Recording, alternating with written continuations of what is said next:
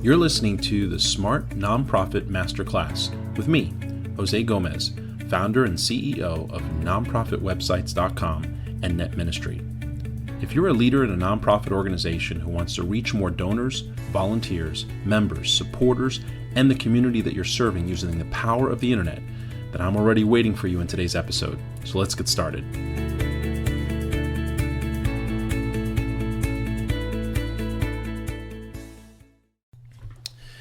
Well, welcome to today's episode of the Smart Nonprofit Masterclass.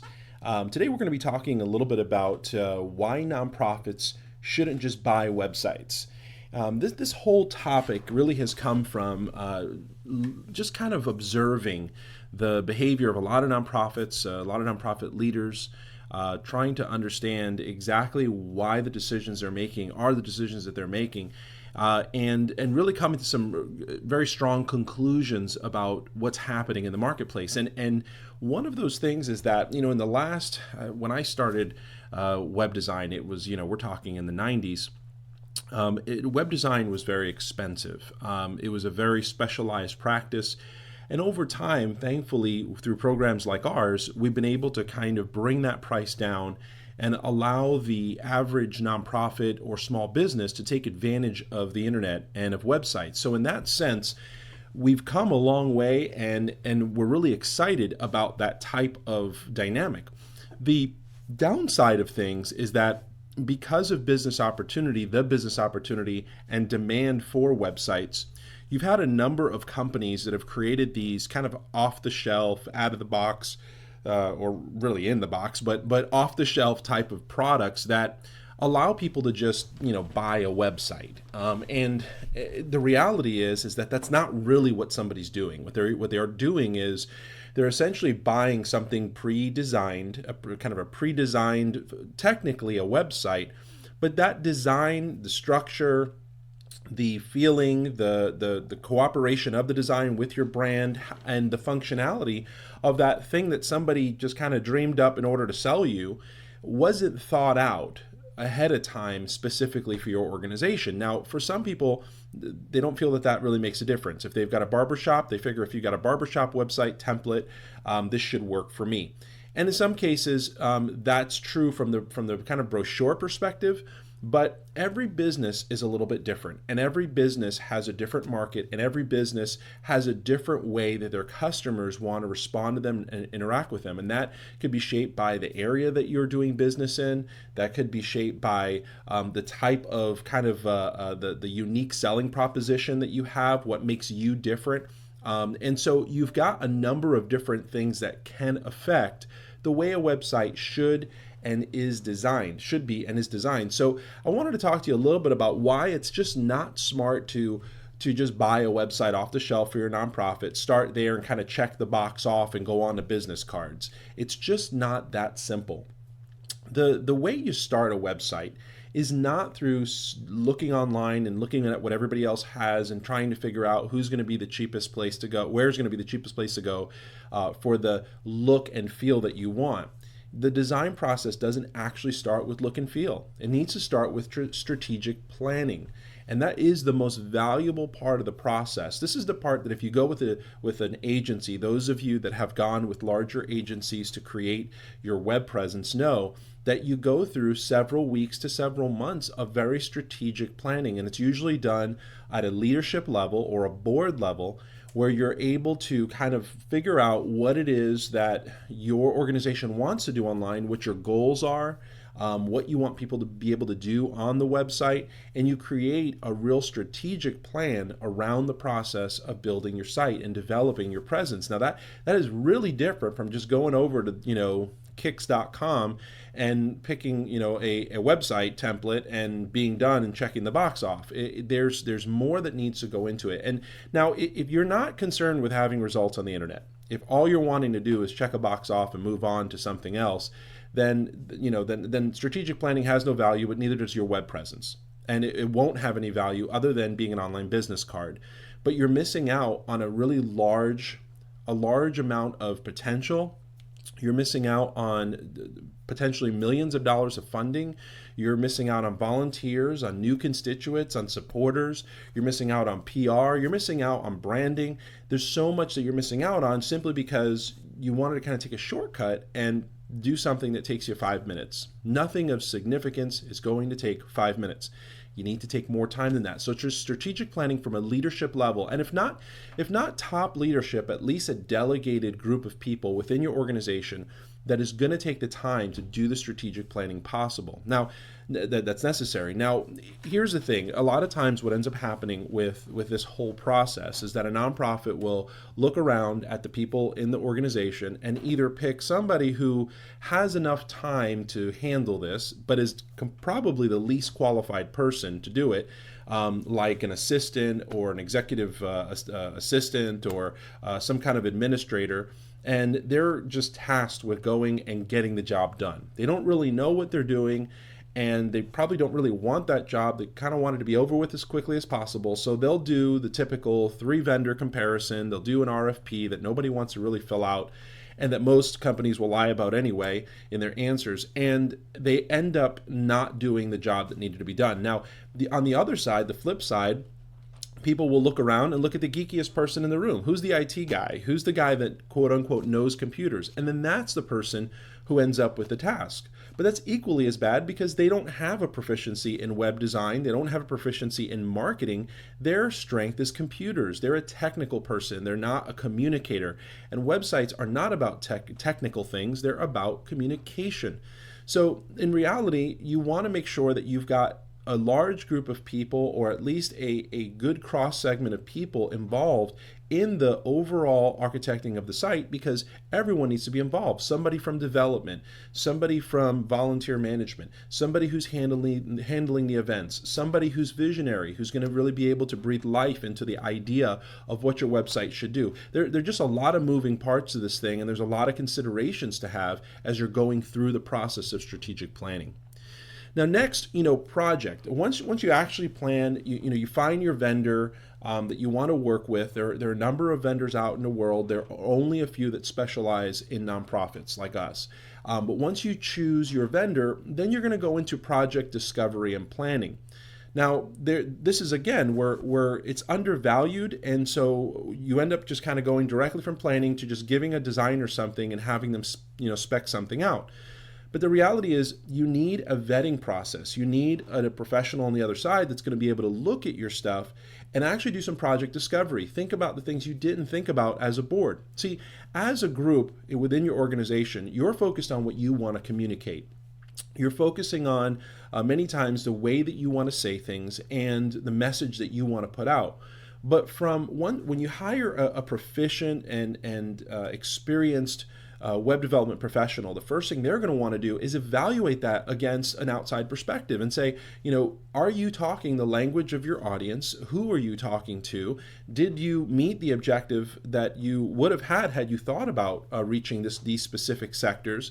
As a person from the outside, will I respond to the volunteer calls, the donation calls, the involvement calls to action? Have you even thought about doing calls to action? Are you following standard web practice? Are there some things that other clients that I have done that might help you that you may not have thought of as a board? So there's some project discovery that has to be done and some consulting on the front end to give you a little bit of a sanity check against everything that you just spent time planning. And then translating that into the language of web development. So translating that and splitting that out into what's creative work, what's technical work, what's development work, what's IT work, what's communications work, and what's the work that ultimately you need to do as the client in order to get the team what they need to be able to get to get everything done for you. So you want to make sure that you go through that kind of a process. And this is, again, a process that a lot of people skip. You go through, maybe you did the planning. Maybe you thought of the most brilliant website you could, but then you just handed it to a designer to just get it done. And that you could go down that route if you feel like you've done enough discovery, that you've really understood the process. But a lot of times what we see is we have clients that come back to us and they say, well, I don't know. I'm not a web designer. I wouldn't have thought of some of these things. We sat down, we planned what we wanted, and we told you what we wanted.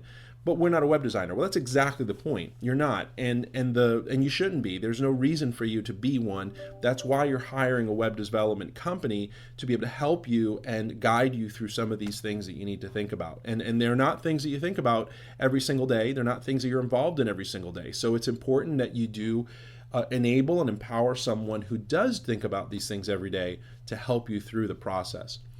Now, the next part that I want to talk about is a creative process. And this is important because what we see is we have clients that will come to us, and they'll usually come from from maybe some experiences with other firms, and we always kind of raise a flag. It always raises a flag when somebody says that their previous design or development firm didn't get their vision, or they didn't like what they came up with, so they just decided not to go with them. And with that, for us, it just shows maybe a little bit of a lack of understanding of the fact that the creative process requires iterations. One of the things to understand about a proficient firm, if you've hired a good firm, they can literally do anything you can think of, creatively, technically, contextually. They can make anything happen that you can think of. And the process initially of trying to come up with your specifications of the website is about narrowing down for that entire spectrum of, the infinite spectrum of ideas down to a very finite area within that spectrum of the things that you're going to like, combined with the things that your audience is going to like. Now, sometimes it's more of what your audience likes and less of what you like. And sometimes, clients will insist on the other way around. Maybe, we're designing something we feel that their audience would like, but they kind of are convinced about what they want to do. And so we have to kind of go that route. But whatever way you go, it is going to require iterations. There's going to be a first try. And that first try can range from almost exactly what you want to, completely on the opposite side, where you're looking and going, what happened here? This isn't at all what I want. And then sometimes it's exactly what you wanted, but when you see it, it wasn't quite a good idea as what you might have thought in your head. And so it requires changes. So one of the things I like to tell people, and I'll tell you, this might cost me some business, but if you're working with a development and design firm and you're not happy with the first product, stick with them. Work with them through the iterations of design, work with them through the multiple tries so that they can just fine tune. What they're trying to do is they're trying to fine tune the idea and trying to really come up with what you want. And many times what we tell folks is, you may not be as clear as you think you're being. If you tell me to use blue, there's a large spectrum of colors within the color blue. And so you might look at something and say, this is terrible, it's too dark, but it's just simply because we chose the wrong color blue. You weren't being specific enough. Or maybe you were very specific, but the designer kind of chose something a little different for you because maybe the colors, it was clashing with the colors that were in the foreground, so he made a call. But either way, you can actually walk through the iteration process with a design firm and get what you want. Now, this does require that you not wait till the last minute to start your project. There's a lot of companies and nonprofit organizations that will come to us, and they need a website, by Christmas, and it's December the 5th. And so there's not a lot of time for iteration. So the patience level is really low. It's very stressful because the creative process usually does require 2 or 3 iterations. They become very upset and very impatient very quickly because the time is running out and they need something by a certain date. So one of the things you're going to want to know is that technology and design and creative work that doesn't do well under a time constraint. You do need to give it enough time to plan ahead. If you need something for Christmas, you should be starting it in June. You should be planning ahead. And as a nonprofit organization, I would hope that you're planning 6 to 12 months ahead, that you've got a calendar and you know what's coming. So I would have people working on things well ahead of time so that you can compensate for the creative time that you need, but also for any kind of technology development and to acquire any resources that you might need to fulfill what it is that you're trying to fulfill. Now, sometimes the reality is that nonprofits don't always know what they want to change. They just know that they don't like what they see, or they do like what they see. And those types of leaders in a project are really dangerous because it means you're going to take a lot of iterations. You have to go through a lot of versions to get what you want. So I always tell folks either take the time to get some clarity, and usually this is done through the discovery process and planning process. Take the time to know exactly what you want, or you're going to have to trust your web design professionals to make some calls for you. And even sometimes, if it's not necessarily what you would like, you got to be thinking about what your clients would like, what your donors will like, what your constituents would like, what potential supporters would like, more than what you necessarily prefer. Now, the other next point I want to talk about is about satisfaction in general over the process. We're not always easy to please. As a nonprofit, the hero of the story is not you. It's your donors and your constituents. And sometimes we get really convinced that our donors and constituents and our customers and these people, they all want something very specific. But in all reality, when you design a website, I'm going to tell you 80% of your assumptions are usually wrong. Usually when we start measuring behavior and we start surveying customers and visitors, we start realizing that what we thought that they wanted initially as a nonprofit or as a business isn't what they wanted at all. There was an emphasis on the wrong thing. There were decisions that were made that really weren't in their interest, or maybe they're just not ready for what the message that you're giving them. They need something else instead that'll eventually get them to the message that you're trying to tell them. So these are important things to know. It's very hard sometimes in the creative and development process to please our clients, because there's a very set idea on what they want. Or it's very ambiguous. It's kind of a we lose on both ends. But in the middle, there's a wonderful place where you can collaborate and you can communicate what you want. You can communicate your objectives. You can communicate and collaborate with your development team and with your designers and come up with something that has the best chances for success. And again, go through some iterations to finally find something that you're super happy with. It's such an important discovery about yourself, that you yourself as a consumer, as a customer, as a nonprofit leader are not the easiest to please. But you also need to understand that the hero of the story is not you. And that's an important discovery. It changes what you expect from your web presence. For example, who do you think the hero of this podcast is right now? It's you. It's not me. It's not our company. It's you. You're the hero. You're the one trying to accomplish something great. You're the one that's trying to get out there in the community and do the things that you've got to do. And so this podcast is about helping you to do that. We're just the Obi-Wans in the story. We're not the Luke Skywalker. That's you. So, it's important. Because of that, the burden is on me to record and write things that solve the problems that the hero, you, are having, while keeping you focused keeping the focus on you, not my products and services. So, and here's the key statement: your website shouldn't reflect your personal tastes and preferences. It should cater solely to your audience, who 99% of the time have a completely different set of behaviors, values, and preferences than you do. So before you reject a design or insist on a feature that you feel you need to have to look professional, quote unquote, or be more modern, ask your vendor if they think it's wise. Ask them what they think about the idea. Before you employ a feature that other nonprofit organizations are using, contact them to make sure it's even working for them. Most websites aren't even producing the results that they should be. So you might be following a pattern that'll fail before it even begins. So make sure that you're not just copying everybody, because most people aren't doing it right. Okay, so just be careful with that stuff. The last little point I want to talk about is properly launching your website. This is, again, another thing that when you're just buying something off the shelf, it doesn't address this issue. Did you know that if you build it, they will come only works in Field of Dreams? Really, in reality, things don't work that way. You build stuff, and then you have to drive people there.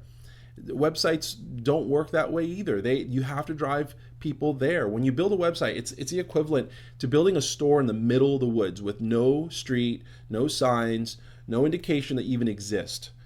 To attract visitors to your website, you have to pave the road by properly launching, marketing your web presence. So many nonprofit leaders I know tell me that they don't focus on the website results because we don't have a lot of visitors to our website. We really don't send people there because, we really don't keep it updated, and, we haven't had a great response to our website. Well, that's because you didn't launch it. You didn't properly launch it. You didn't plan that process because you probably bought something off the shelf and checked off a box and moved on to business cards and brochures. So, they tell me they're focused more on social media or that donors don't give online. All these statements to me indicate a complete and utter failure to properly launch your website.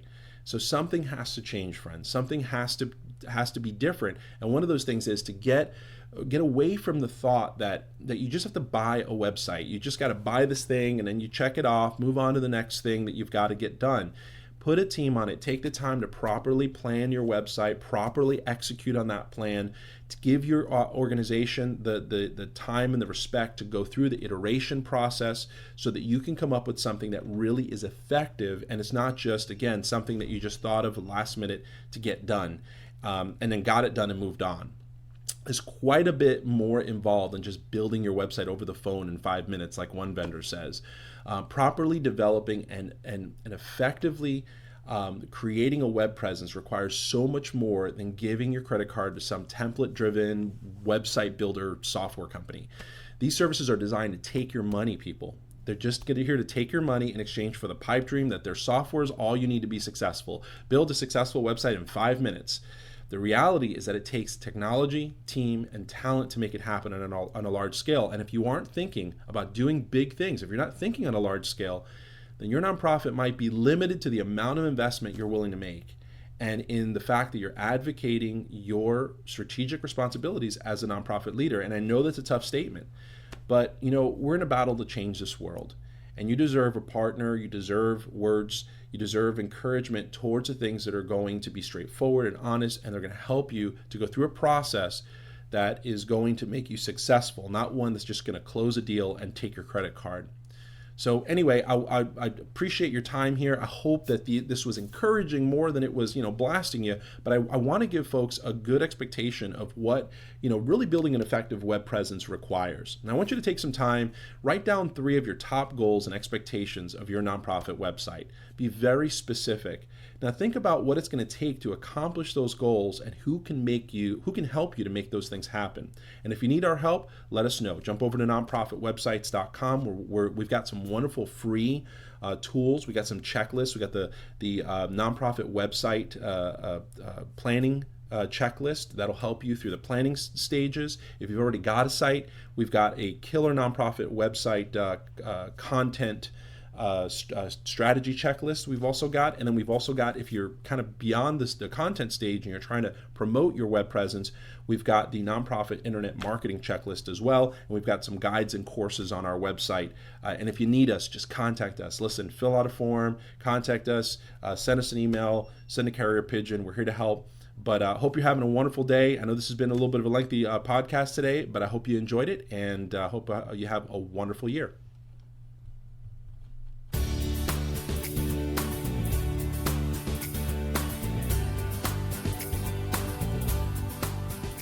Hey, thanks for tuning into today's episode of the Smart Nonprofit Masterclass. It's been a great episode, and I hope that it challenged you in some way and provided you with some tools to build, advance, and market your nonprofit. But before you go on your day, I want to tell you about a free resource. Are you the nonprofit leader who wants to raise money for your cause, get the message out, inspire and engage your board, increase the influence of your organization? Maybe you want to attract talented staff and volunteers, or keep your supporters better informed about your wins. Maybe you even want to just establish a great reputation in your service area and in your industry. But you find that you lack the funding you need, you don't really know where to go next. Maybe you're even scared of running out of money and resources before your mission is successful. Well, we completely understand your fight and how important your mission is to this world. We've worked with over 60,000 nonprofits around the world for the last 15 years, learning about how to build, advance, and market their organizations using the internet.